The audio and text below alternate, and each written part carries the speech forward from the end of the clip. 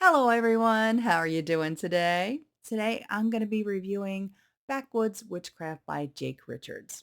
So this book has special interest to me as I have ties to the Appalachian Mountains, spending considerable time there during my childhood. I wanted to see how many of the things that I could remember from that time that might show up in this particular book. So Jake Richards opens his heart and his practice so that it can be preserved for future generations. He struggled with the decision to do so, and I understand his concerns and appreciate his bravery in sharing the information in this book with the readers. In the wrong hands, magical practices can be twisted and turned ugly.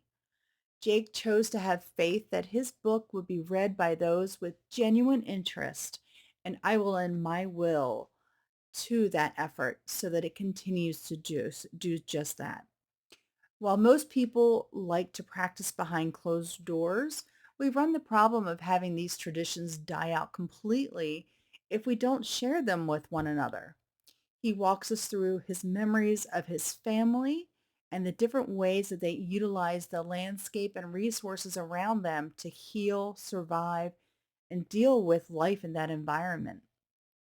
He recounts the folk tales and superstitions that folks in that part of the world use for guidance to keep them safe.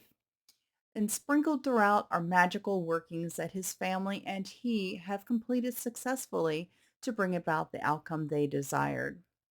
At the end, Jake provides a resource, of the different tools that were essential to his style of magical practice and several more works that can be employed by a responsible practitioner.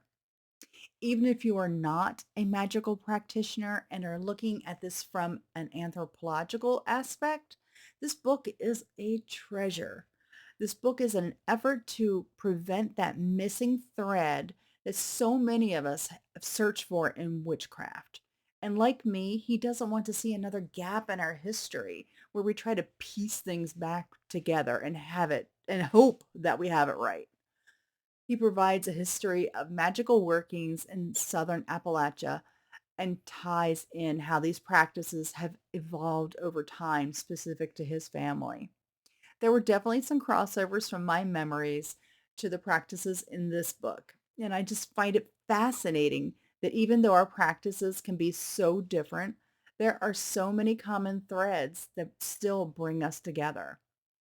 Even if you don't have ties to Appalachia, I recommend reading this book, especially if you are a serious magical practitioner. All right, everyone. I hope this helps you decide whether you want to read this book. Have a great day, and thanks for joining me. The reviews in this series are my opinion only. I was not compensated for these books.